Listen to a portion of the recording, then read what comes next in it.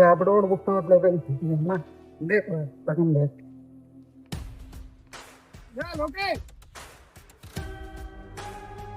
అరే లోకే ఎండ చాలా ఎక్కువ ఉంది 104 వెళ్తుందా?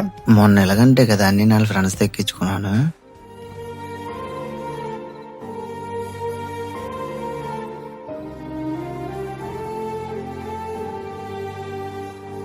ఇదేంటి అన్ని 60 రూపాయలు అయితే 30 రూపాయలు ఇచ్చి వెళ్ళిపోతున్నాడు.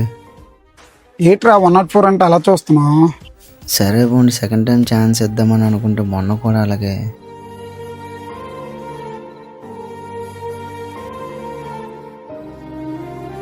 ఇదేంటి మళ్ళీ అన్ని 20 రూపాయలు అయితే 10 రూపాయలు ఇచ్చి వెళ్ళిపోతున్నాడు.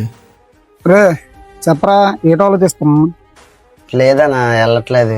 ఆ ముందు సందులో 100 రూపాయలు బేరం ఉంది. మళ్ళీ నిన్ను తీసుకెళ్తే వాళ్ళు వెళ్ళిపోతారు కదా. లేదంటే ఆ 100 నువ్వు ఇచ్చేతనే చెప్పాను, వచ్చేస్తాను. అదేట్రా 104కి 100 రూపాయలు అడుగుతున్నావు? 100 రూపాయలు అడిగినందుకే నువ్వు అంత బాధపడతానా?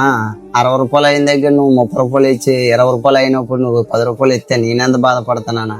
నువ్వు తెలిసినోడువనే కదా నువ్వు ఎక్కడ పిలిచి నేను ఆటో ఆపుతాను.